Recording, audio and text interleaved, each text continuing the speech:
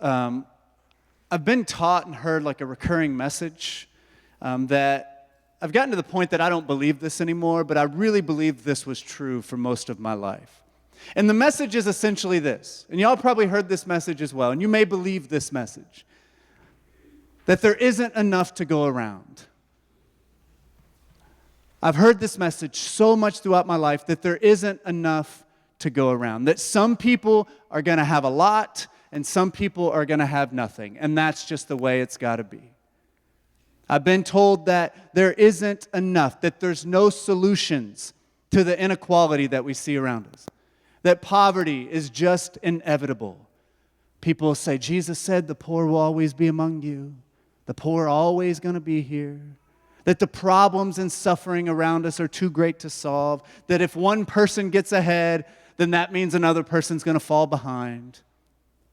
I'll give you some real-life examples of things that I've experienced in the last few years. Right now, in our country, we are told by many people that if we let immigrants come to America, then somehow the citizens of this country are going to suffer.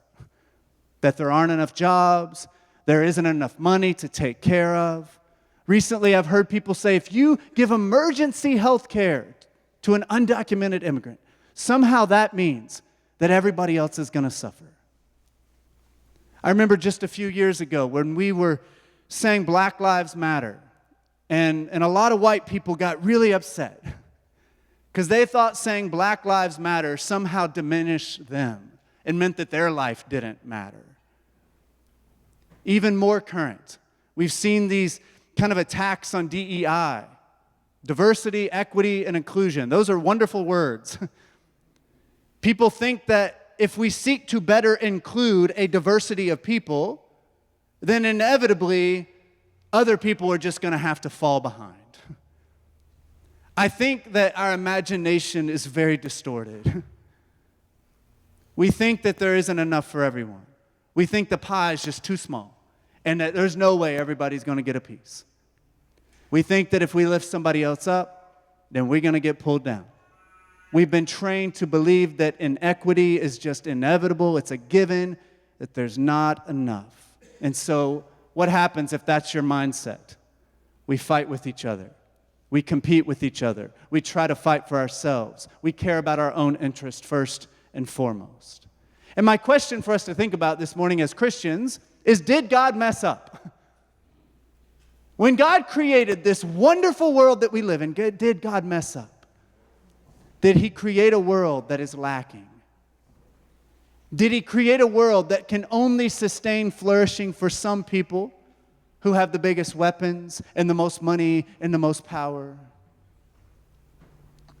I think you know probably where I stand on this, that this is not the biblical witness. The biblical witness tells us that God created a world that was very good. There's one thing I had not ever seen about the Genesis story until a few years ago when we read this book together called The Very Good Gospel by Lisa Sharon Harper.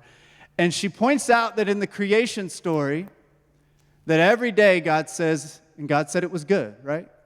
But it's only at the very end, after everything is created, that God says it is very good. It's even better when it's all working together, when everybody's caring for one another, when all of creation is working together for the flourishing of all. The biblical witness says that the world was created to provide deep rest and peace and flourishing for all of creation, the human and non-human world, a world of well-ordered shalom. That's the story in Genesis. In Exodus, not too far after Genesis, we get a all too familiar story that we've heard many times throughout history. A story about power and greed and overconsumption and where that leads. And where did it lead in Exodus? It led to forced labor, vast inequality, a lot of violence. We see, and also in Exodus, that God definitively stands against that. That God stands against the death-dealing empire of greed and power and overconsumption. Gandhi summed it up well in one simple statement. There is enough for everyone's need, but not enough for everyone's greed. In the story of Moses, the story of Exodus that we read, Egypt in this story is this kind of anxiety-producing place of greed and power and production and overconsumption. The Israelites did not have an equal share of the resources in Egypt. And so they were dependent on this tyrannical ruler who demanded more and more and more and more. Pharaoh created circumstances where the Israelites had to compete with each other for a very tiny portion of the pie. Not enough for all of them. Egypt was a place then of hoarding and competition and massive inequality. And we know the story. God delivered them from that place. They walked out of Egypt to live a different way. They were singing their freedom songs. They were celebrating their new future. They were promised freedom and a new home and a land that they could call their own. God even brought them through the Red Sea on dry land, saving them from Pharaoh's army that had pursued them. After they arrived on the other side of the waters fell back upon Pharaoh's violent warriors. Moses then sang a song with the people. Then Miriam, a prophet, she sang a song as well. I love that singing was their response to the freedom that they experienced. While they were singing, she, in fact, led the women who were there in this celebratory dance of freedom. What a beautiful image. But the singing and dancing didn't last very long. Turning from Egypt towards freedom wasn't very easy. First off, they were in a desert. I don't know if y'all have ever been to the desert. The desert's actually a pretty scary place.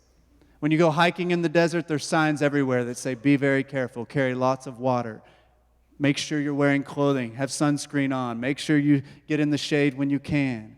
The desert is a very dangerous and very difficult place to survive. It's a really tough place to find food. We often think of the Israelites in the wilderness like they're in this plush area in the woods, with streams flowing everywhere. They were in a dry, dangerous desert. They grew hungry, maybe even starving. And so they went to Moses and Aaron, and they were upset. They were confused. They were wondering, what is the plan here, guys? Like, you brought us here. Did you have any sense of what's going to happen after the fact? So once again, God heard their cries for help, and he provided food for them in the wilderness. And he did it in a very peculiar way. Y'all may know this story, but I think God provided the food in the wilderness in such a peculiar way because he wanted to teach them something, an important lesson on how they ought to live together. They were told, in a sense, that they are not going to replicate this anxiety-producing system of greed and hoarding and overconsumption that they found in Egypt. But God was going to call them to something different. And so while in the wilderness, over the course of 40 years, God teaches them another way. That time in the wilderness you can think of in some sense as a training ground. It's a time that they needed together to learn a new way of living together in community. Because they had been part of a system for a very long time that was death dealing, that was not producing health for them, and they needed to learn another way. And so here's what God did. God provided quail in the evenings and this bread-like substance called manna in the mornings. It was called manna. We don't even really know what this term means, but it essentially means what is it, how it's been come to think of. And so they looked at the manna in the morning on the ground and they said, what is it, the story goes. And that's how it got the name manna, because it was this peculiar flaky-like substance that would appear every morning on the ground. It wasn't anything extraordinary, but it was there, and it didn't taste great maybe, but it was enough to provide. There was some very strict rules that they had around manna, and they may seem strange or overly rigid, but I believe God gave them these rules because he needed to teach them about equality, about provision, about trust. And here are the rules. Some of you may know these, but I'll refresh your memory. They were to go out each morning and collect just enough for what they needed for that particular day. You don't collect too much, don't collect too little, just get what you need for that day. Except on the sixth day, because the seventh day was the Sabbath, And God was teaching them through this principle of the Sabbath that you don't work on the seventh day, you rest. And so on the sixth day, you were supposed to collect enough food for 2 days so that you had enough for the Sabbath. Some of the Israelites were resourceful and maybe business-minded. Perhaps they figured they could gather more than they needed for 1 day, and they could save the rest.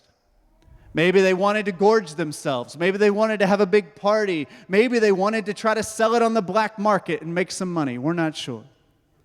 But some tried to start taking extra each day.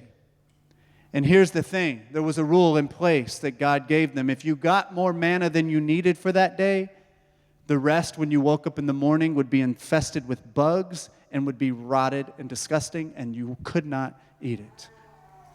God instructed them to gather only what they needed. And here's 2 verses I want to share with you. The Israelites did as they were told.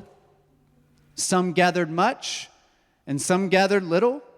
And when they measured it by the omer, the one who gathered much did not have too much, and the one who gathered little did not have too little. Everyone had gathered just as much as they needed. No one was permitted to have too much, and therefore no one would have too little. There was enough to go around. There was enough for everyone's needs.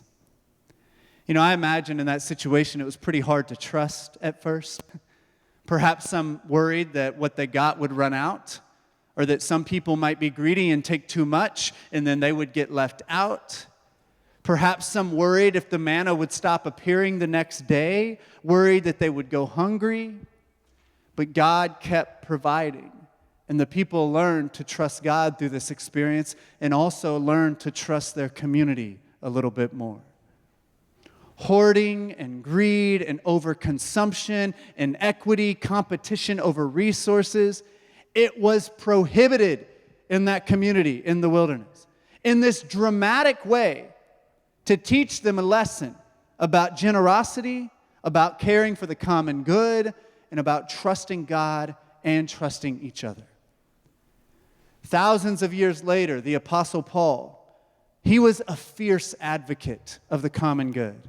He was a fierce advocate for equity and equality in the early Christian community. Many early Christians faced a lot of persecution, a lot of poverty, some terrible suffering. However, there were other Christian communities that had more resources. And Paul, you know what Paul did? He repeatedly, in his letters, urged them and instructed them and told them, you need to share your resources and you need to redistribute these resources so that these people who are suffering have what they need and so that you who have some don't have too much. In his second letter to the Corinthians, Paul urged the Corinthian community to share what they had with those who were struggling because the Corinthians had a little bit more.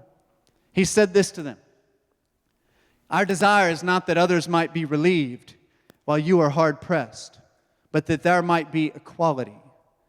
At the present time, your plenty will supply what they need, and in turn, their plenty will supply what you need. He says the goal is equality. As it is written, the one who gathered much did not have too much, and the one who gathered little did not have too little. It's the early church. This is in the Bible, y'all. This is not some political theory. This is in the Bible. This is Paul saying that equity, this is what he was going for in the early church. The Poor People's Campaign, they have a prayer vigil that they're doing downtown tomorrow at noon. They live by an important and transformational principle that I think is beautiful. They say when we lift from the bottom, everybody rises. When we prioritize those who have been left out, those who have been pushed to the margins, oppressed, those who have been denied equal access, I believe in those moments we move closer to the heart of God. God showed us in Exodus, this is what God is about. God showed us in Genesis chapter 1, this is what God is all about. Paul was reminding people, this is what God is all about. And the closer to the heart of God that we come, I think the more we come closer to holiness, this idea of becoming like God. Jesus lived by this principle. He placed all the people who were suffering who were pushed to the margins. The ones, and we can think of who those people are today. In his time, there were lots of folks who were pushed to the outside. And Jesus literally, in his ministry, he went to those places where they were, and he brought them to the center. He said, you belong at the center of my life and my ministry. He said, you are the people that we need to reach out to and bring to the center. This is what Jesus did. And if we're willing to follow Jesus and his example, we can experience freedom and joy, and I believe life, the life that the gospel has to offer us. Working for equity and freedom and wholeness for all people in our communities, it's not easy work. It's really, really hard because there's a lot of powerful forces that don't want that to happen. But I believe it is an invitation to a better way of living. It's an invitation to a life of joy, an invitation to true community. We are created for community, for connection. We're created for interdependence, where we depend on one another. I truly believe the best measure of health in a community is how well the community cares for the most vulnerable people among us. And if we were going to do an assessment of our nation and even our city, I don't think we would score very well. Because we're not caring for those who are most vulnerable very well right now. And I don't think we're doing it in a Christian community very well also. You know, these verses, as I read them, it makes me think, you know. There's churches that have LED screens that are more expensive than our entire year budget, you know. And I understand, like, this is what our culture says we need. These are the things that we're told we need to be about: bigger, stronger, faster, beautiful, popular, all the things. But Paul is saying, no, when we have extra, we share.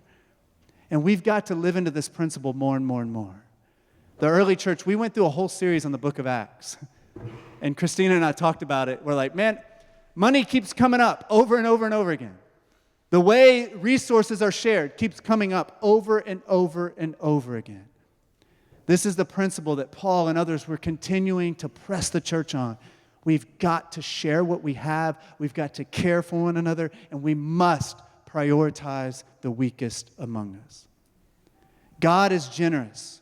Do y'all believe that? God is generous. God is giving. God isn't hoarding resources and blessing. God expects us to follow his example.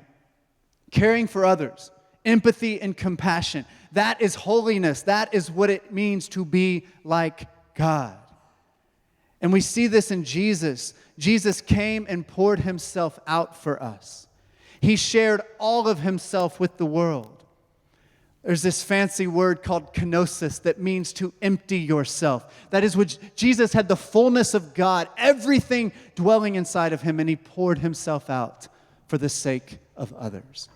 He shared everything he had. And he is an example for us to follow. Every time we take the Lord's Supper, we remember his example of generosity, of compassion, of love. And here's how Jesus was able to do this. Because Jesus had such an intimate connection with the Father, that he knew the Father and understood and received the abundant love of the Father. And that enabled him to live with this vulnerability in the world. This commitment to vulnerable compassion, vulnerable equity with his neighbors. And we too, Jesus says that he and the Father are one, and that we are one with Jesus just as he is one with the Father. And so all that abundant love that is that is pouring out never can be quenched. It is there. It will not dry up. All that abundant love of God is available to us. And when we can receive that abundant love of God and rest in that and stand on that firm foundation, then that means we can pour ourselves out for the sake of others. We can say, I want you to succeed in your life, and that does not mean I'm going to fail. We can celebrate a friend's success and not feel bad about it and feel worse about ourselves. We're so bad at that, aren't we? We celebrate people's failures because it makes us feel better. It's because we are not grounded people. We're not resting in the love that God has for us and truly accepting that we are beautiful people made in God's image. And so I can celebrate on my good days when somebody else is lifted up because I know that doesn't diminish me at all. That actually makes me better. That makes all of us better. So I encourage you all, I'm going to invite the team. We're going to just have a song of reflection after the sermon, and then we're going to share communion. And I want y'all during this song, because sometimes in communion we start taking it, we start talking to folks, and I want us just to take a moment of connection with ourselves and just to reflect on what you've heard today from these scriptures, from this story. And maybe you just want to ask that you could receive more of God's love this morning. And it's not a selfish thing to want to receive God's love, because it's a cycle. God pours into us and we pour out. God pours into us and we pour out. And I encourage you to think about maybe just something in this message that has stuck out to you. One thing you want to hold on to. I encourage you to wrestle with that just for a few moments. Sit in that for a few moments as we listen to this song, and then we'll share communion together to close out our time.